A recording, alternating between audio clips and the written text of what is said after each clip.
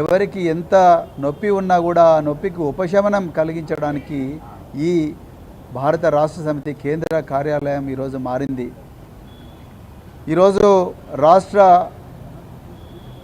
విద్యాశాఖ మంత్రి రేవంత్ రెడ్డి గారు, రాష్ట్ర ముఖ్యమంత్రి రేవంత్ రెడ్డి గారు, అయ్యా రేవంత్ రెడ్డి గారు, మీ విద్యాశాఖలో ఉండే పాలిటెక్నిక్ కళాశాలల వేలాది మంది విద్యార్థులు ఇలా తెలంగాణ వ్యాప్తంగా రోడ్డెక్కి వాళ్ళ భవిష్యత్తు గురించి హాహాకారాలు చేస్తుంటే మీరు మాత్రం కుటుంబ సమేతంగా ఢిల్లీ పోయి, ఢిల్లీ నుంచి లండన్లో పెళ్ళిళ్ళకు పోయి, అక్కడి నుంచి మంచిగా హాయిగా కొన్ని రోజులు సరదాగా గడపడం కోసం మరి అమెరికా పోయారు.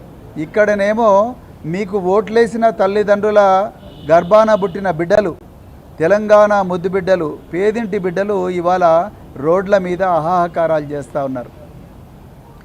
మీ ఆదేశాల మేరకు మీ కిందనే పనిచేస్తున్న 1,00,000 మంది పోలీసులు నిన్న ఈ బిడ్డలందరి మీద కూడా ఘోరంగా దౌర్జన్యాలు చేశారు.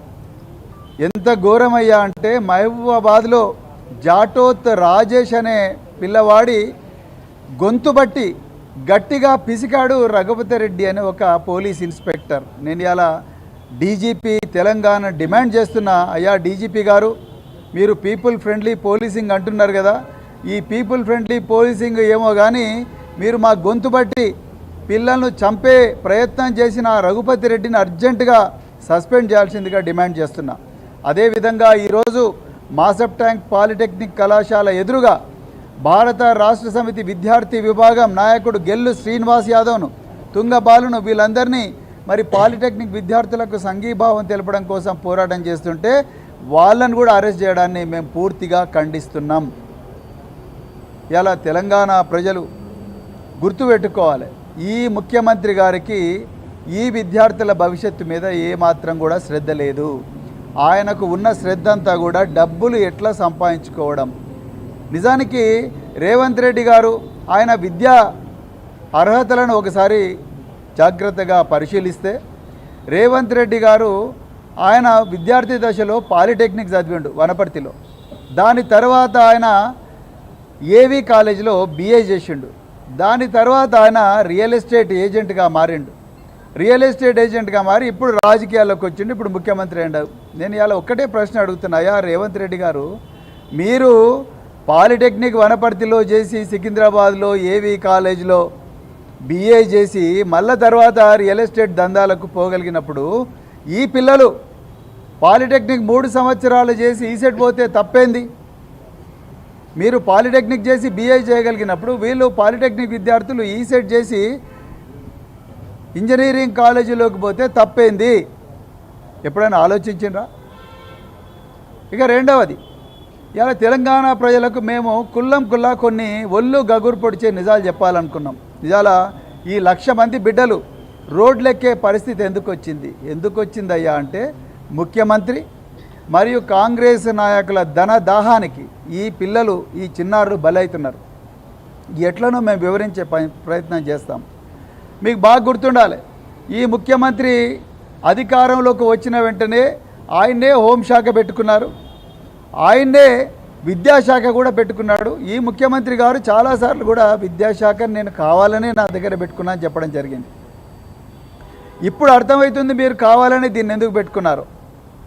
ఒకసారి మీరు ఈ జీవో నెంబర్ 97లో చాలామంది కేవలం జీవో నెంబర్ సబ్జెక్టే చదువుతారు, కానీ కొంచెం లోతుగా ఆలోచిస్తే జీవో నెంబర్ 97 16/6/2026 ఈ డేట్ నాడు రిలీజ్ అయిన జీవోలో 3వ రెఫరెన్స్ మీరు చూడాలి. మొదటి రెఫరెన్స్ ఏమో GO number 2 and 3 labour employment, రెండవ reference GO number 14 of industries and commerce department, మూడవది అతి ముఖ్యమైనది ఏందయ్యా అంటే నోట్ నెంబర్ 58 ఆఫ్ PSCM అంటే PS to CM 2026 dated 5/6/2026 of CMO. అంటే ముఖ్యమంత్రి ఒక మెమో ఇచ్చి ఎవరికి, ఇగో ఇది ఎవరైతే రిలీజ్ చేసిండ్రో వాళ్ళకు, ముఖ్యమంత్రి చీఫ్ సెక్రటరీకి ఒక మెమో ఇచ్చి, ఆనాటి చీఫ్ సెక్రటరీకి మెమో ఇచ్చి నువ్వు అర్జెంటుగా ఈ పాలిటెక్నిక్ కాలేజ్ అన్ని కూడా యంగ్ ఇండియా స్కిల్ యూనివర్సిటీకి అనుసంధానం చెయ్యి అని చెప్పి ముఖ్యమంత్రి కార్యాలయం నుంచి 5/6/2026 నాడు ఒక నోటు పోయింది. నేను రేవంత్ రెడ్డి గారిని అడుగుతున్నా, మీ క్వాలిఫికేషన్స్ ఏంటి రేవంత్ రెడ్డి గారు?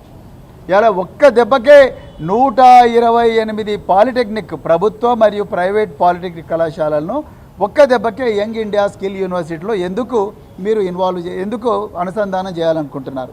ఆ గొడుగు కిందకి ఎందుకు తీసుకురావాలనుకుంటున్నారు? అది మొదటి ప్రశ్న. తెలంగాణ ప్రజలకు తెలవని కొన్ని విషయాలు ఇప్పుడు మేము చెప్తాం, మీరు బాగా ఆలోచించండి. ముఖ్యమంత్రి అధికారంలోకి వచ్చిన వెంటనే, అంటే కాంగ్రెస్ పార్టీ అధికారంలోకి వచ్చిన వెంటనే, రేవంత్ రెడ్డి గారు ముఖ్యమంత్రి పీఠం అధిరోహించిన వెంటనే 4th సిటీ అని ఒక డ్రామా మొదలుపెట్టిండు. అందరూ ఈ మధ్యన తెలంగాణలో 4th సిటీ కాదు, అది 4 బ్రదర్ సిటీ అని అంటున్నారు. ఈ 4th సిటీ ఎక్కడుంది? మాడుగుల మండలానికి దగ్గర, లేకపోతే నాగార్జున సాగర్ హైవే, అదేవిధంగా శ్రీశైలం హైవేకు మధ్యలో ఉండే ప్రాంతం అంతా కూడా ఈ 4th సిటీ అని పెట్టిండ్రు. ఈ 4th సిటీలో ముఖ్యమంత్రి గారు అక్కడ రియల్ ఎస్టేటు బాగా లేపాలి, ఈయనకు అక్కడ 3000 నుంచి 4000 ఎకరాలు ఈయన కుటుంబ సభ్యులకు ఆ 4 సిటీలో అక్రమంగా అక్వైర్ చేసిండ్రని, ముందు రియల్ ఎస్టేట్ వ్యాపారే ముఖ్యమంత్రి కాబట్టి, ముఖ్యమంత్రి తన BA కంప్లీట్ చేసిన తర్వాత, BA కంప్లీట్ చేసిండో లేదో మనకు తెలియదు, ఆయనకి ఏం సర్టిఫికేట్ ఉందో, ఎన్ని మార్కులు వచ్చినాయో తెలంగాణ పిల్లలకు తెలియదు. కానీ ఆయన అనుకుందాం ఒక క్షణం BA కంప్లీట్ చేసిండు రేవంత్ రెడ్డి గారు. ఆయన చేయంగానే అక్కడ మరి 4th సిటీ అని ఒకటి మొదలుపెట్టారు. 4th సిటీ అని మొదలుపెట్టిన తర్వాత దానికి రియల్ ఎస్టేట్లో అయింది, ఒక భూమికి రేటు రావాలంటే ముందు రోడ్డు వేయాలి. 4000 కోట్ల రూపాయలతోని అక్కడ గ్రీన్ ఫీల్డ్ హైవే ఒకటి కడుతున్నాడు రేవంత్ రెడ్డి గారు. మరి రోడ్డు వేసినా కూడా రేట్లు పెరుగుతలేవు. అందుకొరకు ఏదైనా ఒక పెద్ద ఎడ్యుకేషన్ ఇన్స్టిట్యూట్ పెట్టాలి అని చెప్పేసి యంగ్ ఇండియా స్కిల్ యూనివర్సిటీని తీసుకుపోయి ఆ 4th సిటీలో పెట్టండు. దేనికోసం? ఆ 3000 ఎకరాల భూములకు రేట్లు రావడం కోసం యంగ్ ఇండియా స్కిల్ యూనివర్సిటీ అని పెట్టండి. ఇది వాస్తవం. మరి యంగ్ ఇండియా స్కిల్ యూనివర్సిటీ మరి ఇట్లా చెప్తే కాదు కదా, ముందరనే దీనికి ప్లాన్ చేయాలంటే ఒక కుక్కను చంపే ముందు అది పిచ్చిదే అని చెప్పాలి.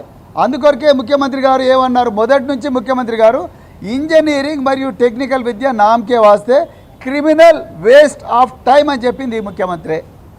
అంటే ఇది కేవలం టైం వేస్ట్ వ్యవహారము, క్రిమినల్ వేస్ట్ ఆఫ్ టైం అంటే ఇంకా ఉల్టా చెప్పాలంటే క్రిమినల్ని తయారు చేసే విద్యలో అని చెప్తున్నాడు ఆయన ముఖ్యమంత్రి గారు.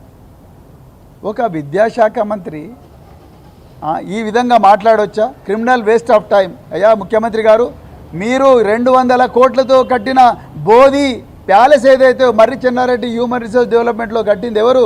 ఇగో ఈ చిన్నారి బిడ్డలే, పాలిటెక్నిక్ విద్యార్థులే.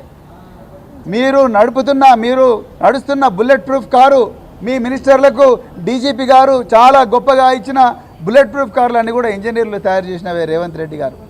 మీరు రోజు మాట్లాడుతున్న మైకులు, కేసీఆర్ గారిని ప్రతిరోజు కూడా తిడుతున్న మైకులు ఏవైతే ఉన్నాయో ఆ మైకులను డిజైన్ చేసి నడిపించింది కూడా ఇంజనీరింగ్ విద్యార్థులే. ఈ విద్యార్థులే వీళ్ళే ఆ స్కిల్స్ నేర్చుకొని పాలిటెక్నిక్ కళాశాలలో అక్కడి నుంచి ఈసెట్ రాసి ఇంజనీరింగ్ కాలేజీలో ఇంజనీర్లు అయ్యి గొప్ప గొప్ప ఆవిష్కరణలు చేసిండ్రు రేవంత్ రెడ్డి గారు. మీరు వీళ్ళని క్రిమినల్ వేస్ట్ ఆఫ్ టైం అన్నారు. దాని తర్వాత మీరేం చేసిండ్రు?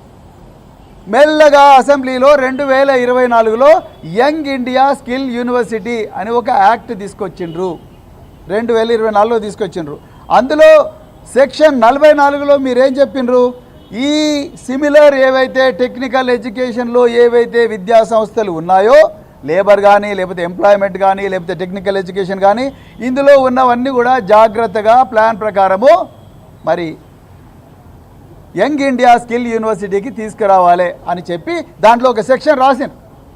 ఆ సెక్షన్ 44లో రాసిండ్రు. దాని తర్వాత మీకు మీరే దానికి ఛాన్సలర్ అని ప్రకటించుకున్నారు యంగ్ ఇండియా స్కిల్ యూనివర్సిటీకి. ఇక ఇండస్ట్రీలో ఉండే ఆనంద్ మహీంద్ర, అదేవిధంగా శ్రీని రాజు, దాని తర్వాత ఇంకెవరో ఒక 7 మంది ఫోటోలు ఆ వెబ్సైట్లో పెట్టారు. దాని తర్వాత దానికి వైస్ ఛాన్సలర్గా మీరున్నారు.